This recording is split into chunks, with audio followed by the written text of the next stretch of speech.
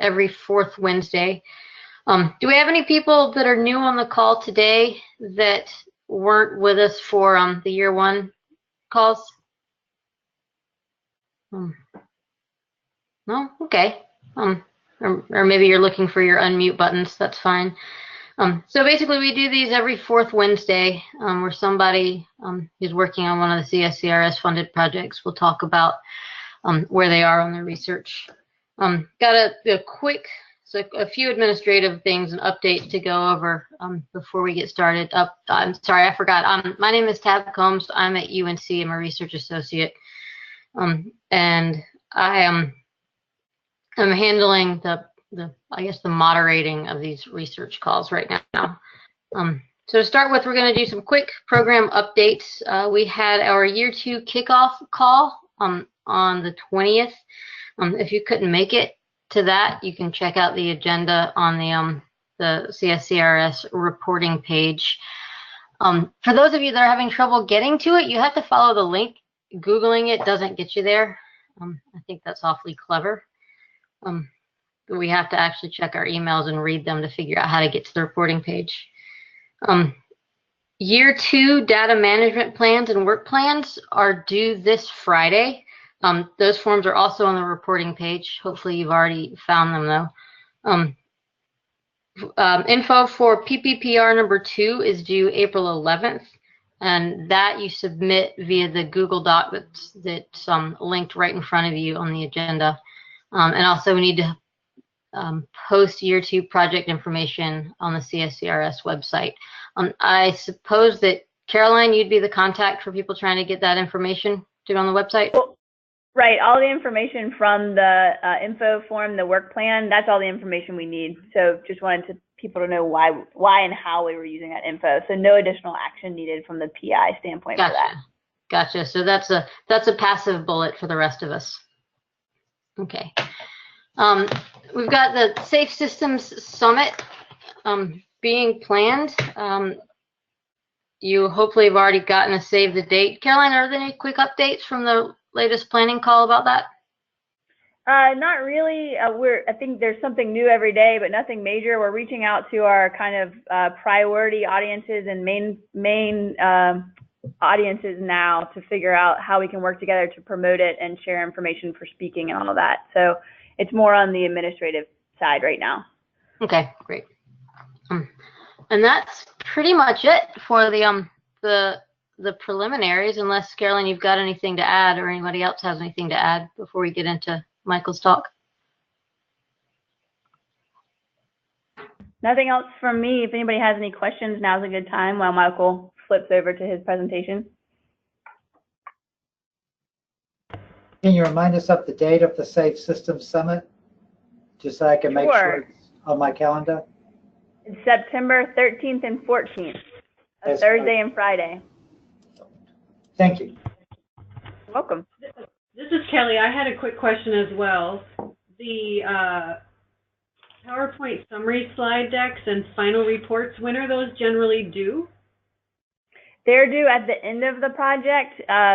The draft of your final report is 30 days before the end date, the project end date. That I can send you actually where that is written, because I'm afraid I might mess up with the actual dates and what's due when, but that's at the end of the life of the project, Kelly. Okay, thank you. Project closeout sheet will have that detail that's on the reporting form. Yep, it's all on the project closeout sheet. I can send you a quick link to it, or just point it out where it is on the page. Okay, yeah, I'm just making my list of deliverables with dates, and that was part of it. So. Got it. Yep.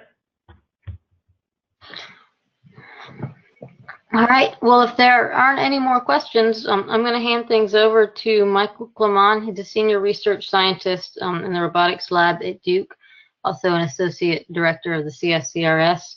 And he's going to be talking about some ongoing work under R7, or Development and Evaluation of Vehicle to Pedestrian Safety Interventions. So, Michael, we'll hand it over to you. All right. Thanks, Tab. And can everybody see my screen okay? Yep. Okay, cool. So that answers two questions. That means you can see my screen and you can hear me. So two birds with one stone. Okay, so as Tab mentioned, I am a senior research scientist in the Humans and Autonomy Lab at Duke University and an associate director within the Collaborative Science Center for Road Safety. The research that we do in the Humans and Autonomy Lab generally has to do with systems that have some level of advanced automation. So some of the research that I do does involve autonomous vehicles, which does, is relevant to CSCRS.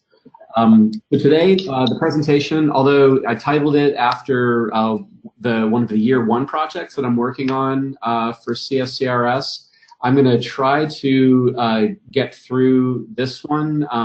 It's going to take up most of the time, more than likely, but at the very end, I'm going to try to introduce one of the year two projects that we're working on. So there's going to be one long part at the beginning for this one where I'm going to talk about some of the background, the experimental design, and our next steps for this particular experiment. And then after that, I'm going to talk a little bit shorter about a project that we're just getting started and looking for some feedback from all of you on both. So feel free to jump in at any point if I say something that needs more elaboration, or if you think something needs changing.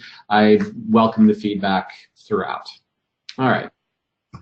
So this project, these are the research questions essentially that we've been talking about since the very beginning when this project first kicked off. This has to do with developing an app, a handheld app that can be used to advise pedestrians about crossing the street safely. So more negatively phrased, to prevent them from getting hit by cars because they're looking at their phones instead of at the road. So the questions that we're looking into, do these apps make a difference if the pedestrian is distracted? And then if this is the particular question that we're trying to answer, if a app is not completely reliable, then what is the threshold of trust? What's the threshold of reliability that's going to influence trust of the app? And then kind of like the last part is how this fits into a broader research effort within HAL for figuring out how we can use machine learning algorithms to look at the data in more interesting and effective ways as we design things later. And I'll talk about each one of these things in a little bit more detail. One thing, just to the so what of this particular research is that distraction, I think, as most of us know, it's a pre-crash condition that can increase the likelihood and severity of a crash. If you're not paying attention, then it could just make things worse, essentially. It's especially, I'm going to be careful about quoting statistics, especially because Steve is here. But there are limitations on the crash data and whether or not the increase in cell phone use is actually directly influencing injuries and fatalities. But there definitely are. There is clearly a rise in cell phone use. There is an increase in distracted walking injuries that goes parallel to that. There are also multiple studies that show that pedestrians are being observed more and more to be using mobile devices while they're crossing the street. I think one of the more conservative studies I looked at placed it at about 30% of people looking at a mobile device or using a mobile device while they were crossing streets. And I've seen studies that increase that percentage dramatically, especially when you start looking at college campuses and the like. Part of the issue is when you're using a mobile device, you miss a number of things. You're more likely to skip important safety precautions like looking both ways before crossing the street. People tend to walk slower. Your reaction time is longer, and your path becomes inconsistent. So you don't necessarily follow the most direct path across the street. So there are a number of things that certainly show if it wasn't common sense already, there's a lot of things that suggest that crossing the street while looking at a device instead of a traffic is inherently dangerous. All right, so the tasks, given all this, that we're looking at are two main tasks that we've been working on since this whole project kicked off.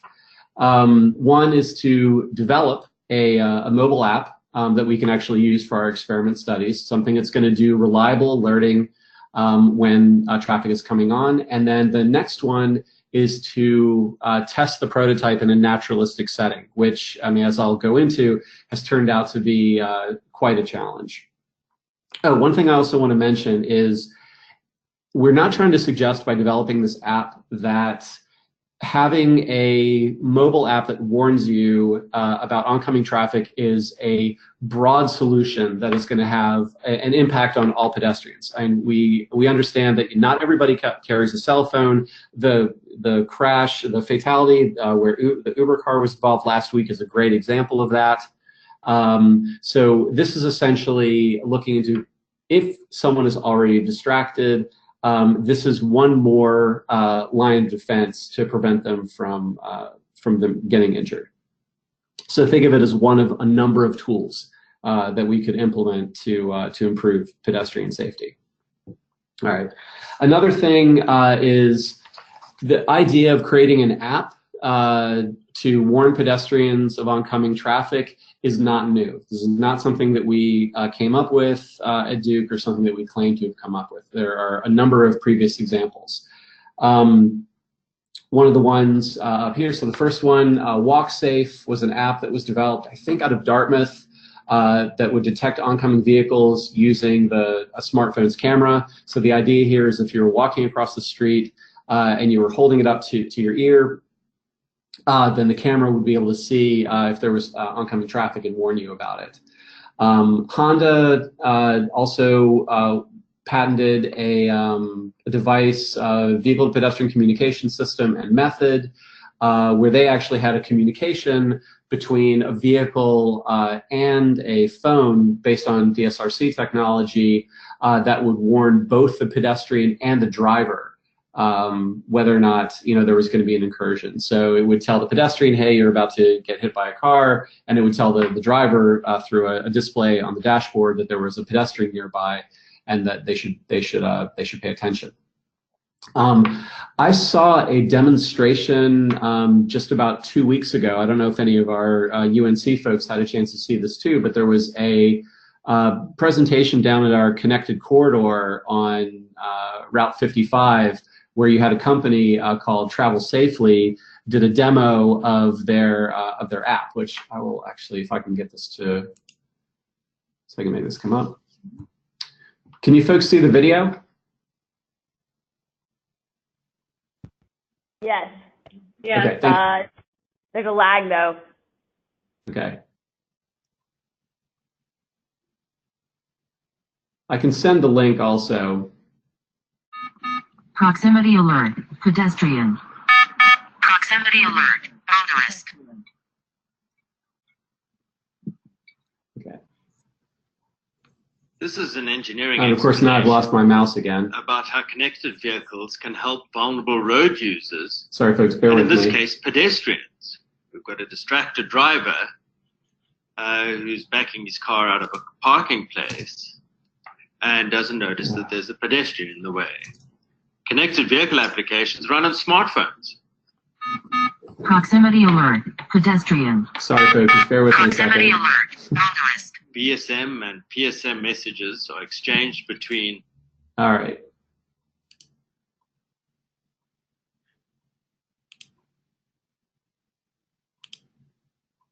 Are we all still here? We're still here.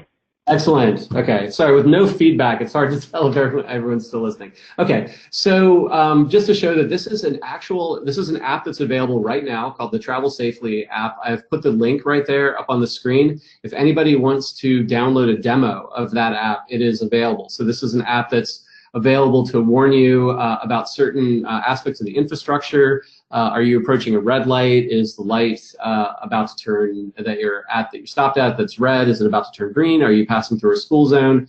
Is there a pedestrian up ahead? So this is an interesting prototype that this group has come up with that is available right now for testing. Unfortunately, unless you live in North Carolina or Georgia or a few other small places, it's not actually going to do anything. So the last one is there's a series of experiments that have happened in the Hank lab at the University of Iowa. So they've done some testing for whether or not app-based warnings would be effective for distracted users. So whereas the previous groups, they developed these prototypes as a proof of concept, Hank has used virtual reality with their own mock-ups to actually test to find out if they're effective. There's some great literature on this one. If anybody wants to see the studies, I'm happy to send them your way. But essentially what they found is that the app-based warnings are effective, although the way people behave when they cross is a little bit different than when they're crossing in a naturalistic setting. But it is effective for stopping a person from being distracted and pay attention to crossing. But one of the things that was interesting is that it does tend to lead to over-reliance, which means instead of paying attention to your surroundings, people had a tendency to rely on the app for their crossing decisions. And this kind of leads into the area that we're trying to investigate with this particular study, and this has to do with the concept of automation trust and the calibration of trust. So trust within the human factors in the automation literature, this has to do with our tendency to use technology in line with its reliability. And basically this is in following something called trust calibration. And this is basically whether or not our trust or our willingness to use a particular technology doesn't match the true capabilities of the automation. So essentially it means we should only fully trust automation if it is completely reliable, which, as we probably know, is extremely rare. But if we don't trust it, then it should be consistent with the capabilities of the system. And there's a number of ways to design for appropriate trust calibration, which is probably outside the scope of this presentation. But suffices to say, basically what happens with there are two main problems that you deal with trust. One of them is overtrust, which means that you trust the automation more than you should. So basically, there's a tendency for the automation to fail, but you would trust it despite the fact that it's fallible. The symptoms that you run into with this is that you may stop monitoring it, you stop paying attention, you may no longer be aware of what's going on in your environment, and your skills may suffer as a result. A great example of this, sadly, was with the fatality in Arizona with the Uber driver. Clearly, the driver was over-trusting the automation of the car, and rather than paying attention, the pedestrian got hit.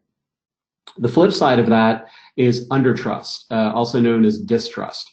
That's if your trust is lower than the capabilities. And what happens here is that you fail to trust the automation as much as you should, which means you're probably not using this. An area where we're seeing this very commonly right now is with the warnings for some newer cars that try to keep you in your lane. I know this is an issue with Honda in particular, where it goes off so frequently when you don't think it's necessary that you just turn it off. So one of the results for undertrust is that you just don't use it anymore, which then you lose all the benefits that you get from having the automation. So that's the general idea of what we're trying to do with this experiment. One is to develop this app and then to evaluate it, trying to find out if the app is not completely reliable, then what is that threshold of reliability that can influence trust in this particular, in a mobile device that would prevent, that would actually stop somebody from getting hit by a car. So I'm going to go into some details on the experiment, but just general overview.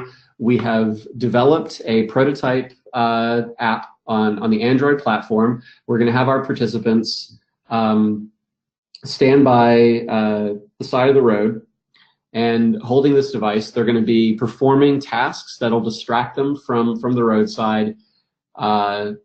And then they're going to get notified of oncoming traffic, and then once it's done, they're going to be asked to evaluate whether or not they thought the system was effective. And then the last bullet point is pretty much the key aspect, is that we're going to vary the reliability between participants to identify the influence of user trust. All right.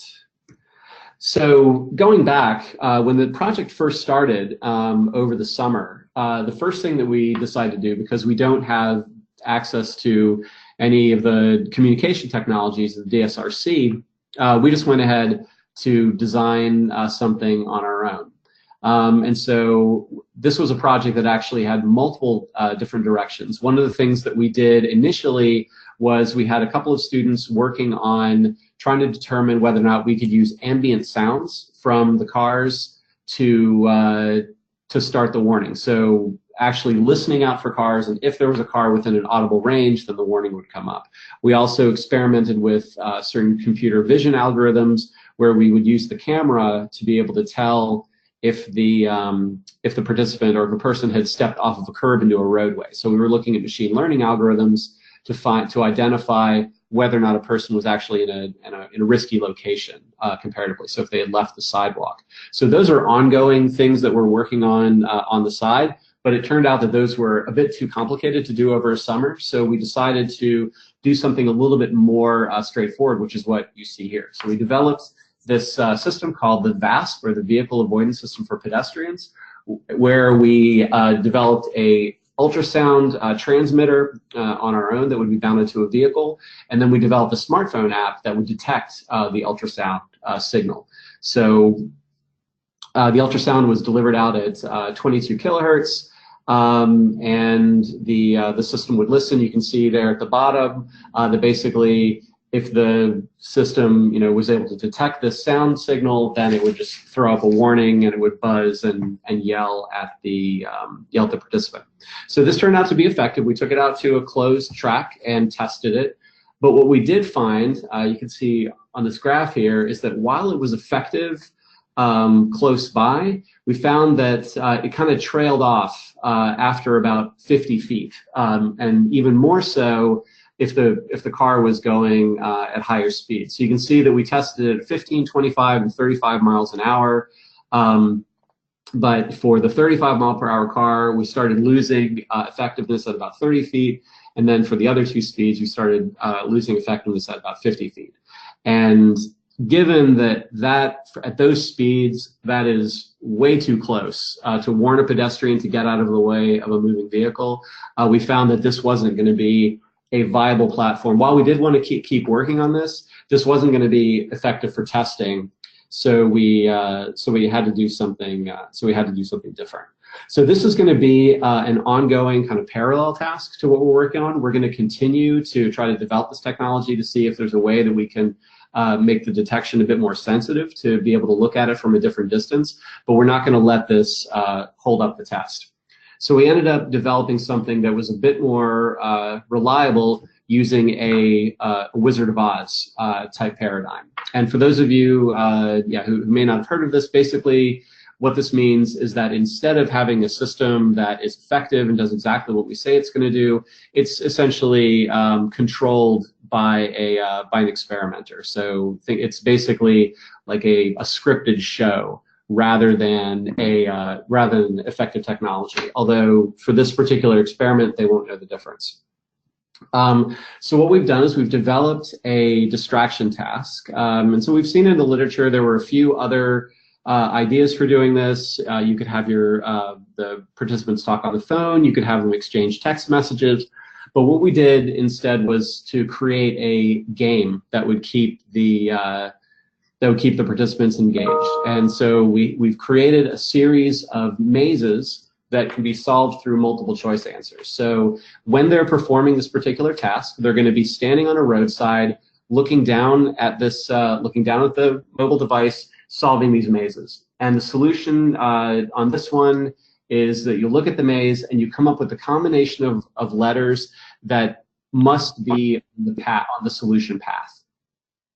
So this one in particular, if you're trying to solve it right now, is the first one. It would be C and D that you have to pass to get to the exit.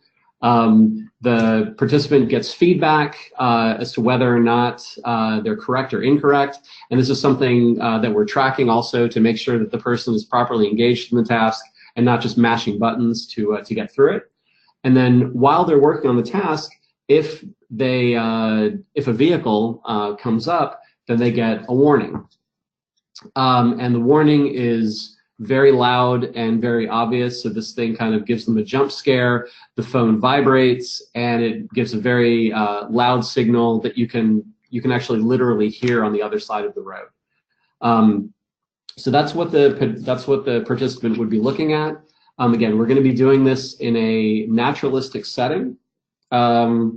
So the pedestrian or participant is going to be standing on the side of the road. There's going to be, so the one who's looking down at and kind of facing us in this picture, that's my mock participant. And then there's an experimenter that's standing directly with him at the site. And it looks like he's standing awkwardly close, but actually he's standing kind of behind him so he can see the oncoming traffic.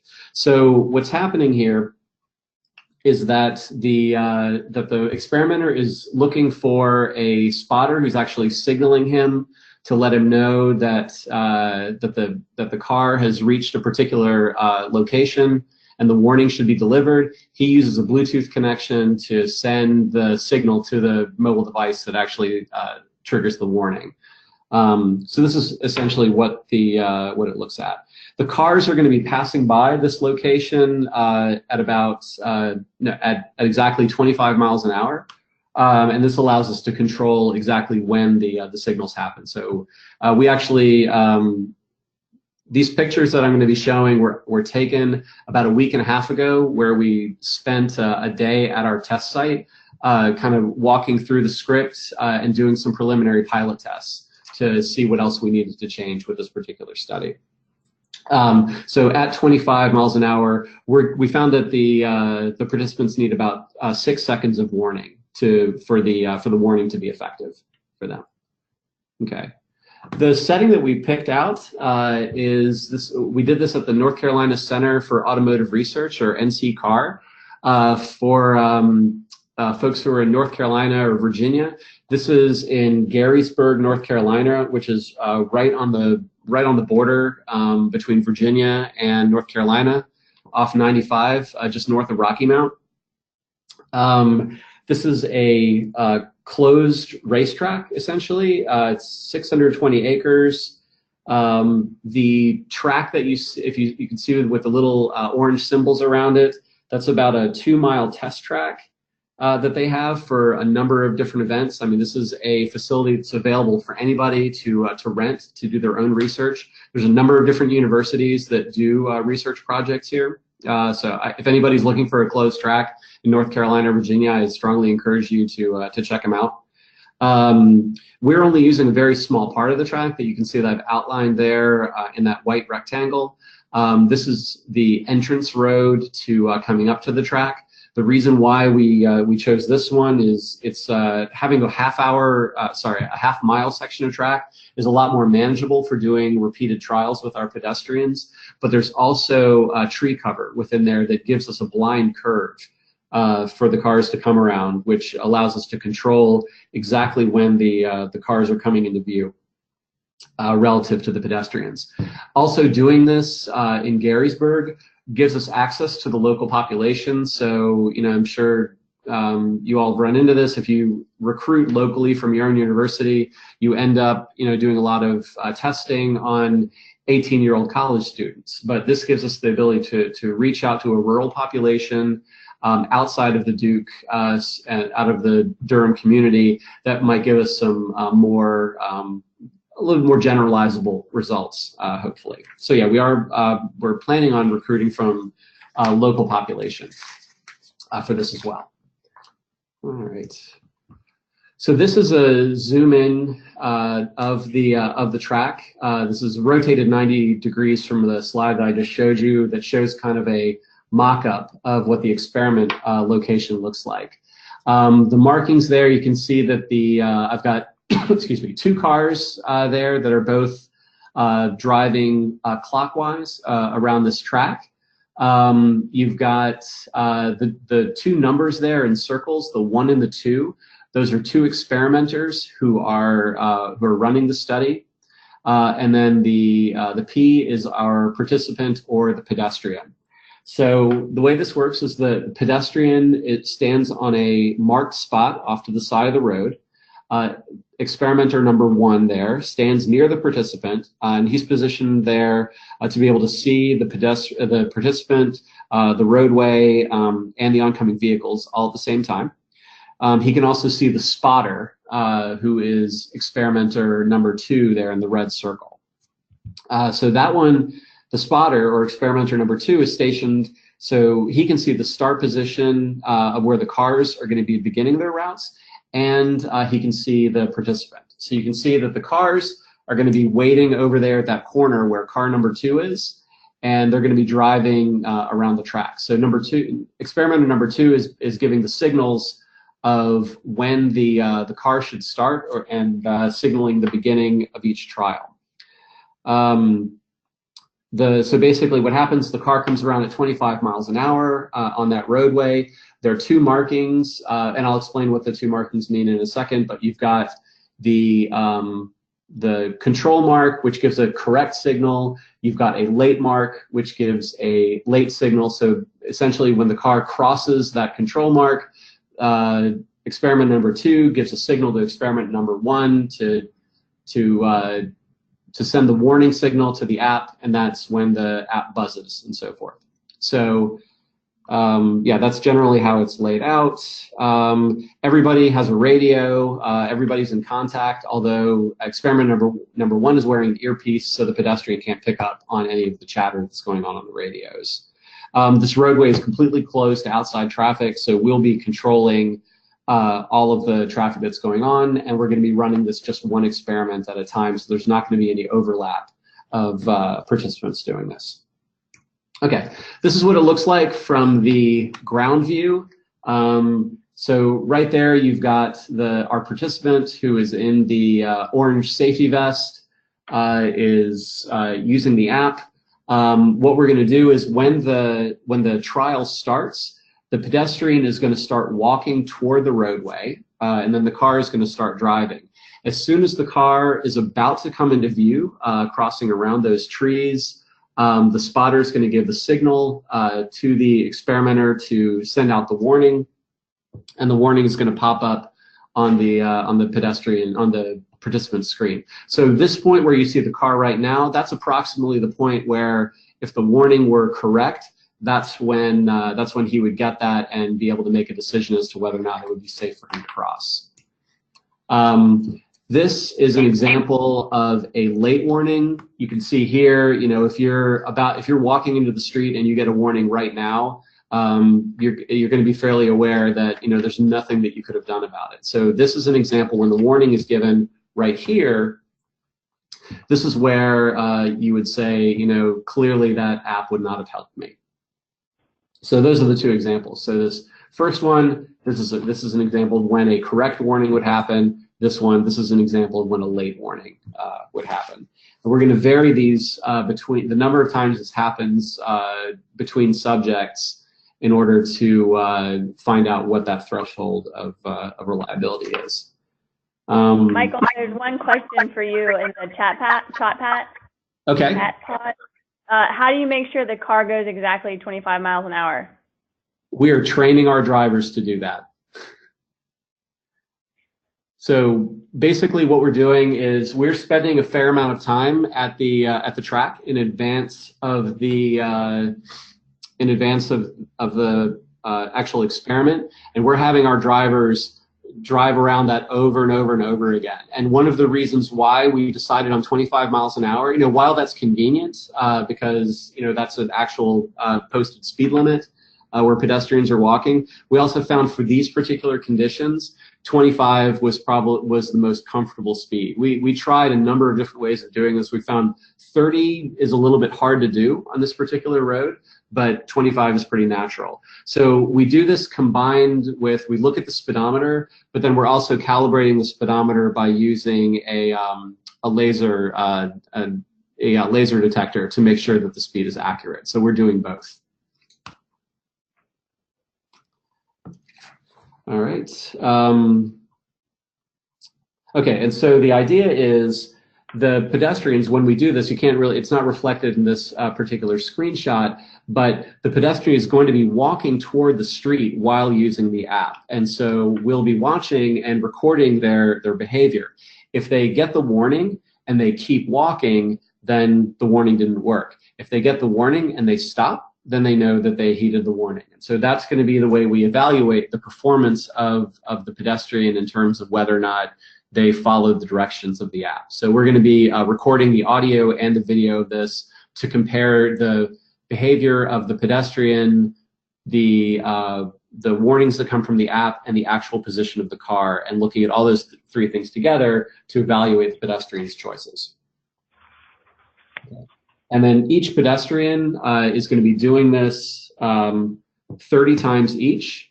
And there's going to be 3 different reliability conditions and 2 different reliability types. So reliability is going to vary. It's either going to be 100% reliable, which means the warnings are going to happen at the right time, giving them that 6-second warning 100% of the time. Then there's going to be 90% reliable, which means out of the 30 trials, there are going to be 3 incorrect recommendations, and then there's going to be 80% reliable, which, you know, obviously, if you do the math, that's 6 incorrect recommendations. We're also going to do 2 different types of reliability, which I didn't actually show in these mock-ups, but one of them is going to be these late warnings, which I showed. So that's, they're going to get the warning when the car is essentially right in front of them. And they clearly would have gotten hit if they'd heeded the warning.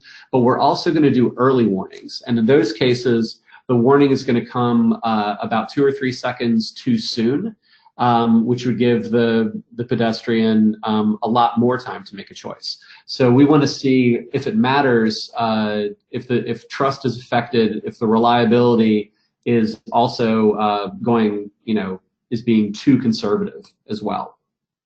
So those are the different independent variables that we're going to be looking at. Hey, Michael, you've got a couple more questions in the chat box. Okay, and Tab, can you or Caroline just read those to me, because I can't see any of that stuff. All I can see is the presentation. So I'm more than happy to answer those now. Yeah. So Assad asks how IRB felt about this, given that the pedestrians may feel. Oh, that's a great question. So this was actually the smoothest IRB process I think I've ever experienced at Duke. I did not get any negative feedback. I didn't get any criticism. Basically, they accepted the IRB without any changes. Now, part of this may also be because 2 years ago, we did another pedestrian crossing study. So we have a history of doing this at Duke already. And so we were able to adapt the previous IRB application when we submitted this one. And so we followed a lot of the same things. But I will also say, for those of you who saw our last study where we attached leashes to all of our participants, we did not do that this time, and it still went through. So, was there another question?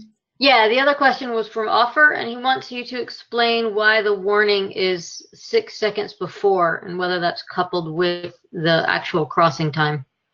Yes, it is.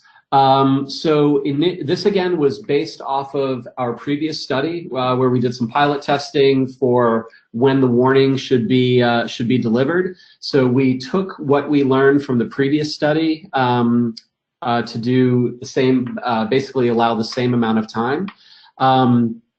So yeah, we started with that, but then I took 5 students and I tried it with all of them. And so subjectively, by having 5 students evaluate how they would cross, we based the time off of what they thought was a comfortable distance to get the warning. So it was combined, one, with the data collection that we did previously, but then also subjectively by actually trying it with 5 students. And we're going to do this again. We're going to do a more general pilot test of this, where we bring people who are not working in the lab, and yeah, do another test.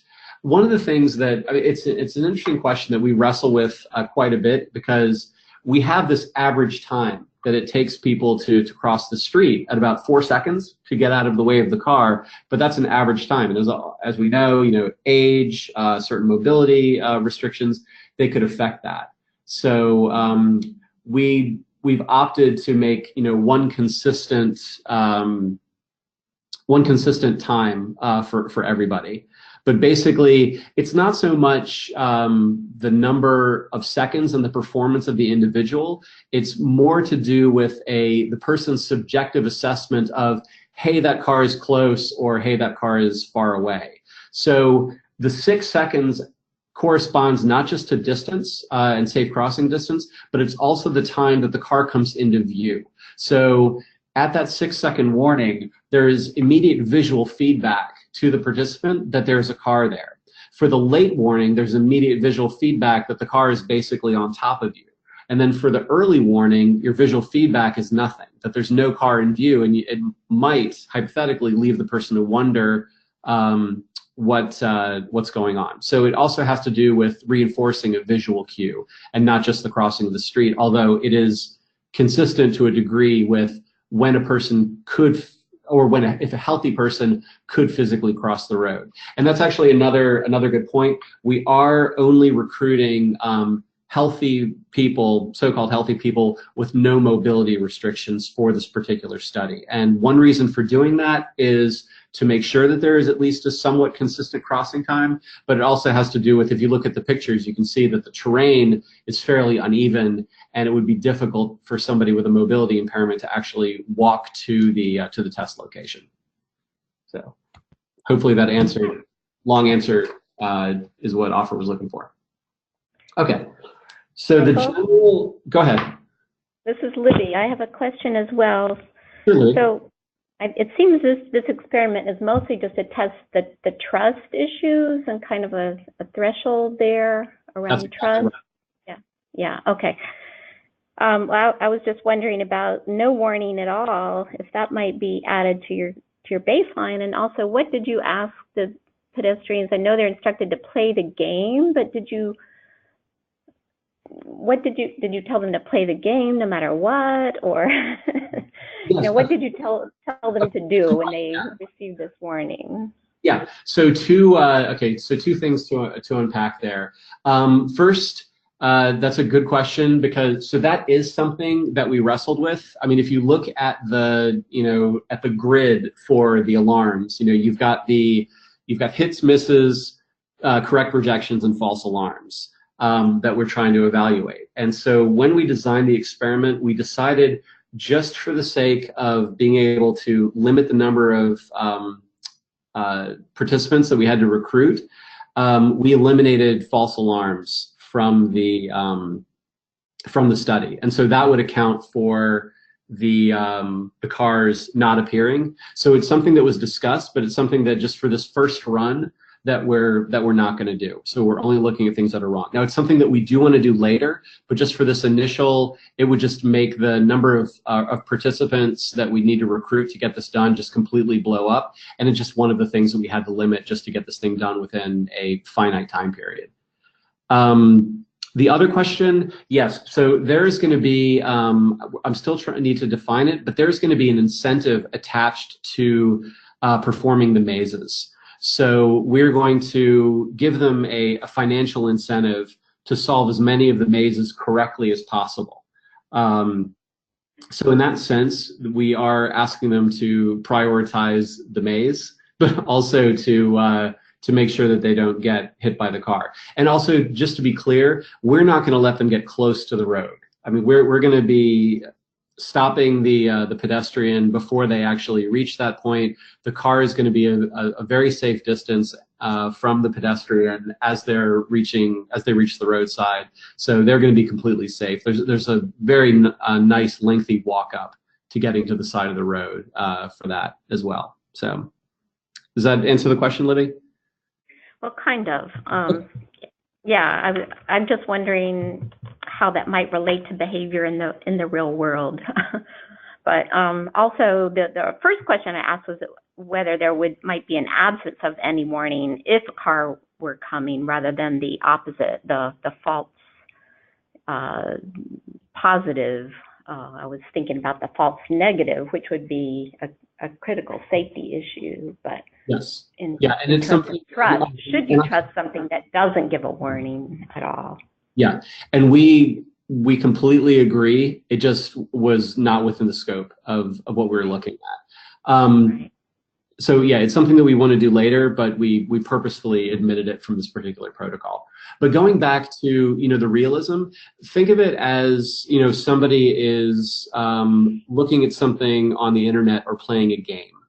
So certainly, I know that there's a study. I actually haven't gotten into it yet, but I know that there's a study that came out in a Human Factors Journal about 2 years ago where there was a comparative study to see how different distractions affected a person's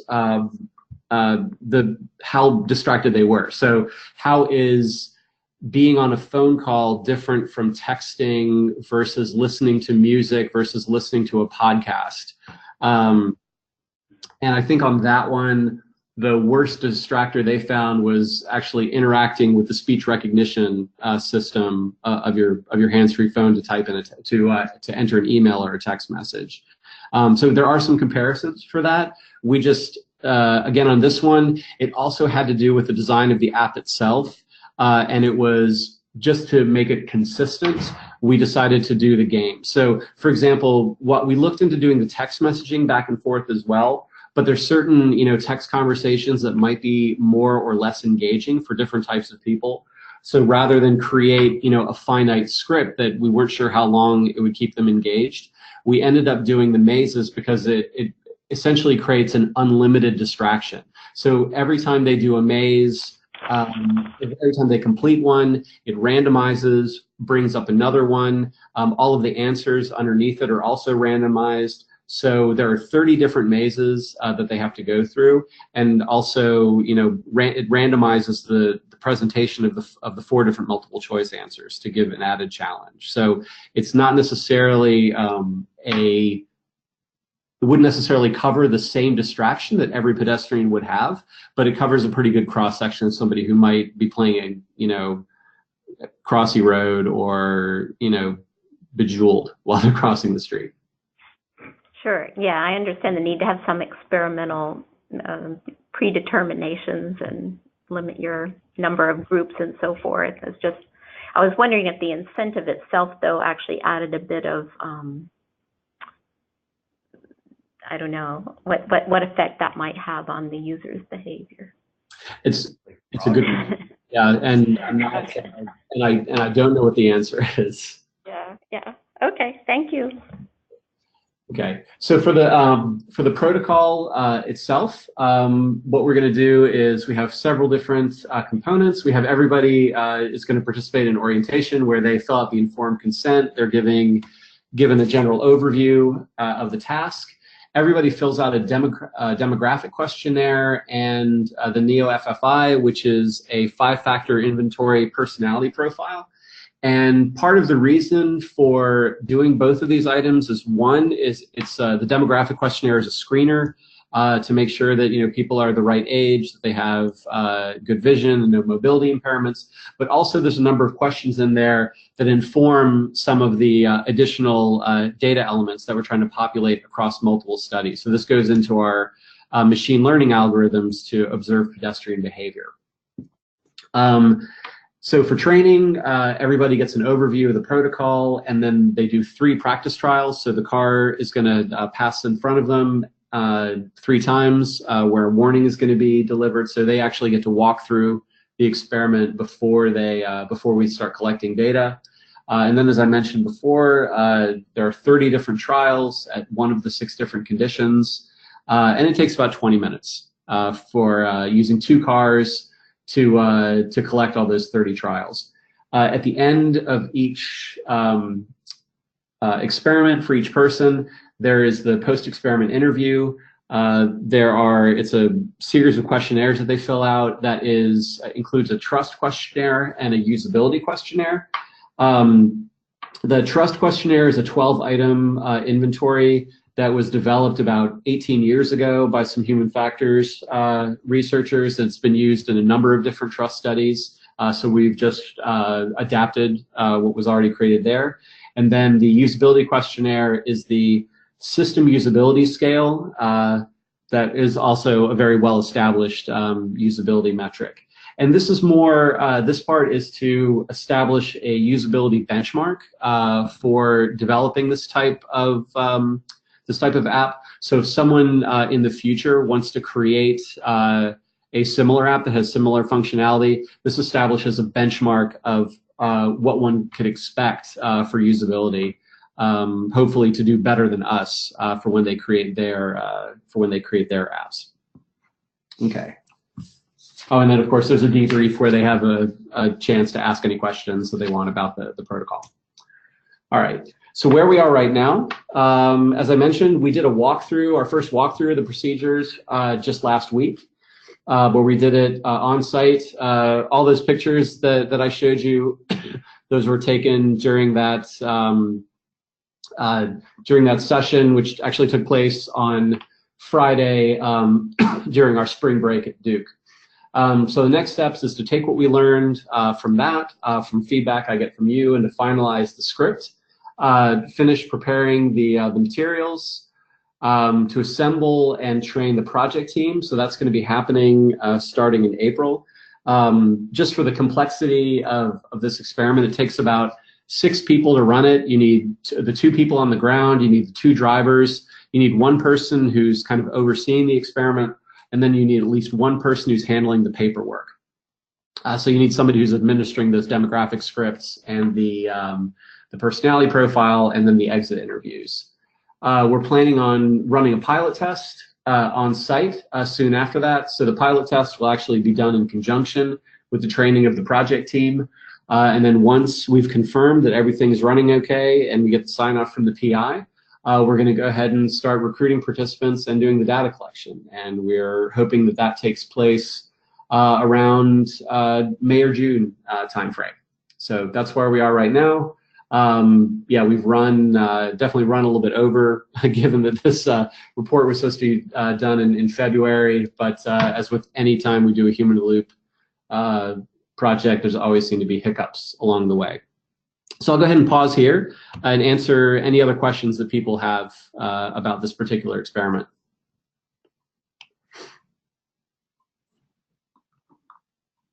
No?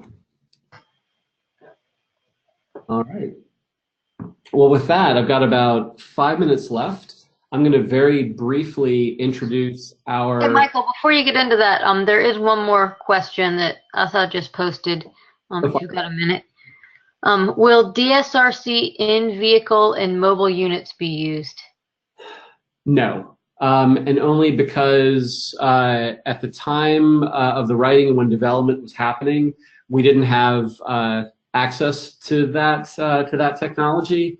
I would have loved to have done that, but it wasn't viable within our time frame. That's something that we'd like to do later, and now we've talked to the folks at NC Car for doing some installations for that, but no, we just weren't able to use it. Okay. All right, carry on.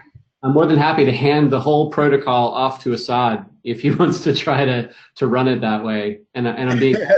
Thank you. No, Michael, we did purchase these devices, and they are not very expensive, but then you'll need the whole architecture, and to connect them with some kind of mobile phone. Actually, the mobile device can be directly connected onto the mobile phone, but it working it would take some time and energy and effort, but it will be faster communication. So yeah, that definitely was something that we wanted to do, but then we found, because this is a trust experiment and we need to reliably manipulate the effectiveness of the communication, it was just a lot easier to control it directly through Bluetooth commands from a second mobile device. It's certainly something that we want to do later with looking at the technologies, but we found it was just easiest if we could just control it with 100% reliability. Got it. Understood. Thanks. All right. Anything else from the chat box or from anybody? Hello, I have a question. Are you going to use autonomous vehicles to test in your experiment? No, these are going to be driven by drivers. I wish, believe me, if we had access, we would welcome that, because that ultimately that's what we want to show. But no, these are going to be driven by people. Okay, thank you. Michael, one more question from the chat box. Offer asks if there's a value to doing this also in a non-curve location. Yes, probably. The reason why we did the curve also had to do with controlling when the car was coming into view. So we wanted to make sure that if the pedestrian, for whatever reason, was able to see the car out of their peripheral vision, or be able to hear the car coming up, that we were concerned that might influence their decisions. But the fact that it's on a curve and behind trees affects both the sound and the visibility of the car, and so that's why we did it on a curve on purpose. Yeah, Michael, this is Offer. Yep. Just a quick follow-up on that. It might be valuable to also, since you have all of the setup and you have all of this production, to also see what it looks like on non-curve locations, and then be able to better understand also how it can work also in non-curve locations, because these are probably much more common in all areas, urban and rural. So that's why I was kind of curious if there is also value, since you're doing it already, to do it also in a non-curve location and see what is the effect of being able to see the vehicle, how can that affect the decision to be able to see and hear the vehicle potentially. Yeah. No, that makes sense, and I think that is something that we could definitely do. But the main goal of this particular experiment is, think of it as a quality assurance test for a software app, and so really it has to do with whether or not the participant perceives the app itself to be accurate.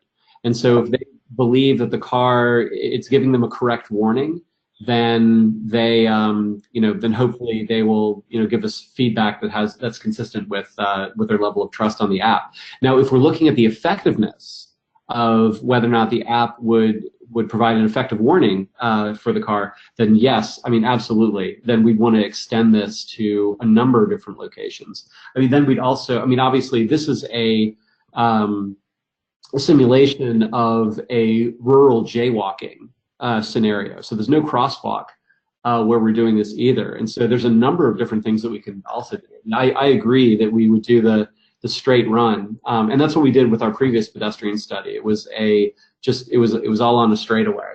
But yeah, we could do that. We could also do it at a crosswalk versus an intersection. I mean, there's a number of different scenarios I think that we could do to enhance this particular experiment. So I appreciate it. Thank you. And go ahead, Ted. I was just going to see if there are any other questions, because we are right at 3. So we need to wrap this up. And I will just go ahead and stop with this part 1. I'm not going to go into the other experiment, but I'm happy to answer one more question if there are any. Mike, this is Steve Marshall. This is not a question, but congratulations on an interesting experiment. It's fascinating. It's really, honestly, it's exciting to run. Also, this has been a lot of fun to do, and I'm really looking forward to seeing how this turns out on site. Oh. Awesome. Well, if there are no further questions, I guess we should go ahead and wrap things up. Thank you, Michael. Thanks everybody else.